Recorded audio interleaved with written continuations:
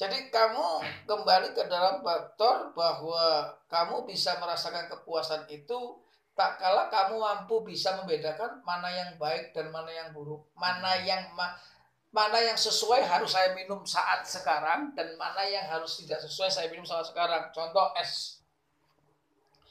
Di saat dahaga, pada saat itu kamu minum es itu kamu merasakan kepuasan luar biasa, segar. Tapi bukan tidak mungkin setelah itu kamu akan merasakan masuk angin. Ya.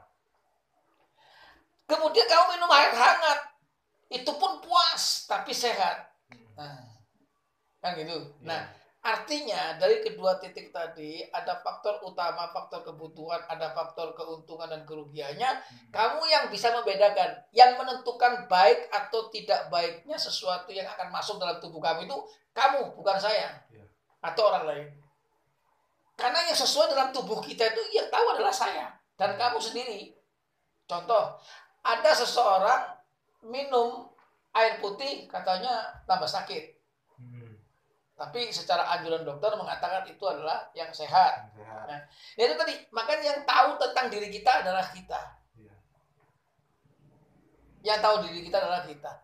Maka tidak lepas dari kalimat apakah seharusnya kita meletakkan itu supaya itu menjadi sebuah bentuk kelanggengan yang tidak pernah terputus-putus, adalah di mana kita harus pandai-pandai mensyukuri.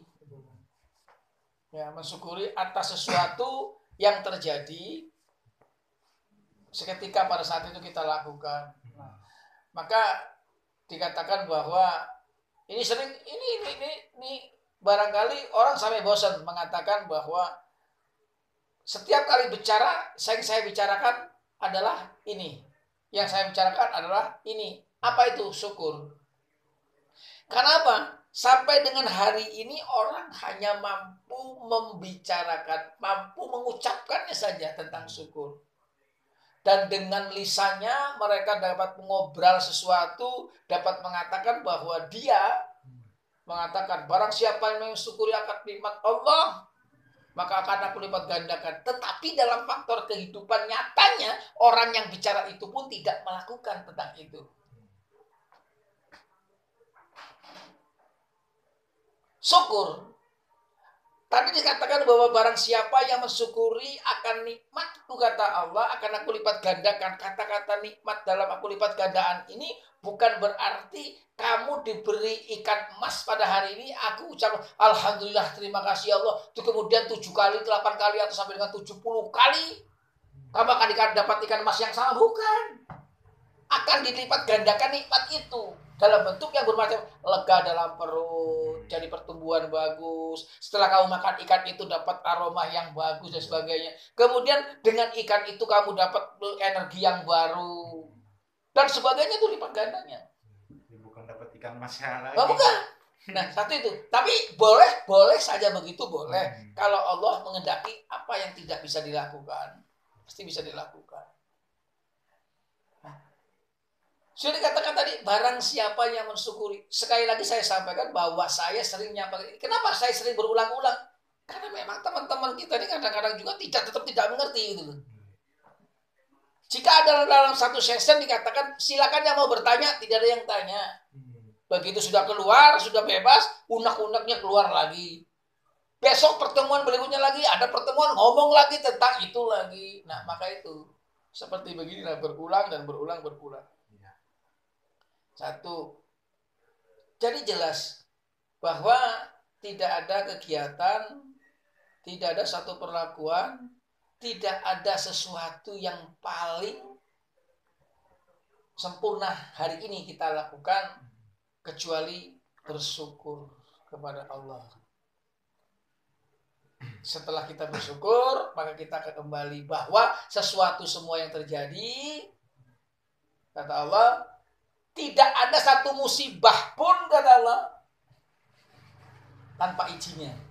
Artinya segala sesuatu juga terjadi karena Allah. Oleh sebab itu kita sudah dikatakan bahwa tidak terjadi sesuatu musibah atau apapun yang terjadi di hadapan kita, kita wajib mengucapkan dan melafazkan dan meniat dalam diri kita mengucapkannya, dalam mengatakan dengan ucapan dan lakukan dengan satu keyakinan, inna lillahi wa inna ilaihi raji'un.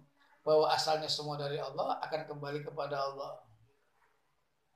Sampaikan itu semuanya, nanti jadi lega. Nanti semua apa yang terjadi pada diri kita, semua akan berporos dalam satu titik. Itu makanya saya tanya. Kemudian setelah itu, kita setelah bersyukur, kita akan meningkat satu tingkat. Dengan ucapan syukur itu, oleh Allah akan dilipatkan kembali sesuatu nikmat tadi dengan satu nikmat. Oh, kita sudah mampu bersyukur. Contohnya syukur itu seperti apa sih? Apa hanya sekitar mengucapkan alhamdulillah? Kan.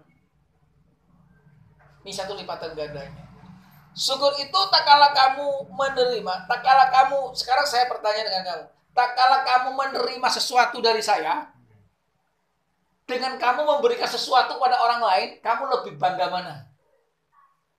Masih ke orang lain. Nah, itu loh syukur.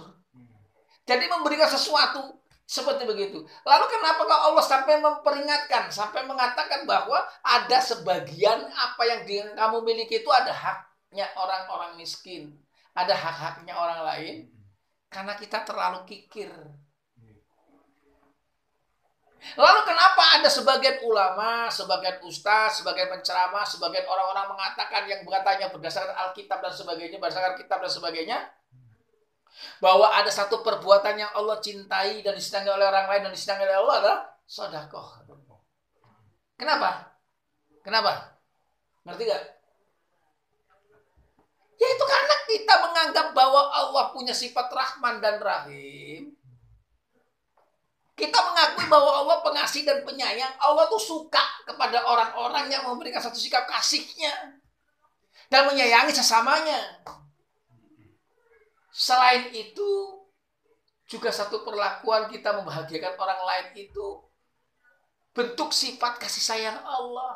Maka akhirnya sifat-sifat Allah tersampailah oleh makhluk-makhluknya.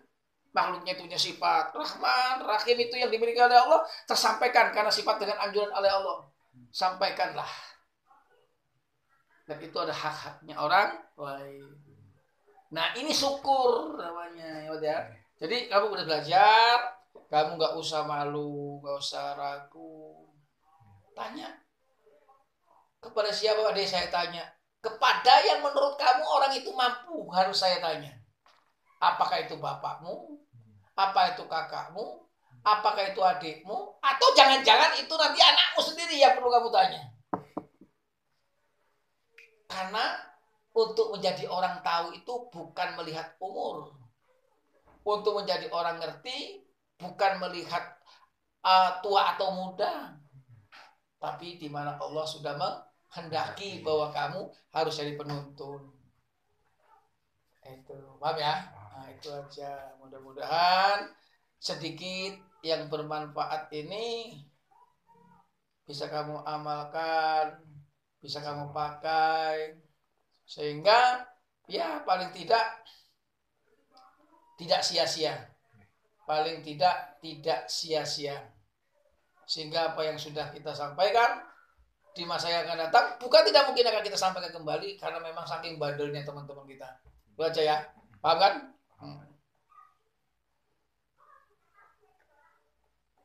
Nggak ada.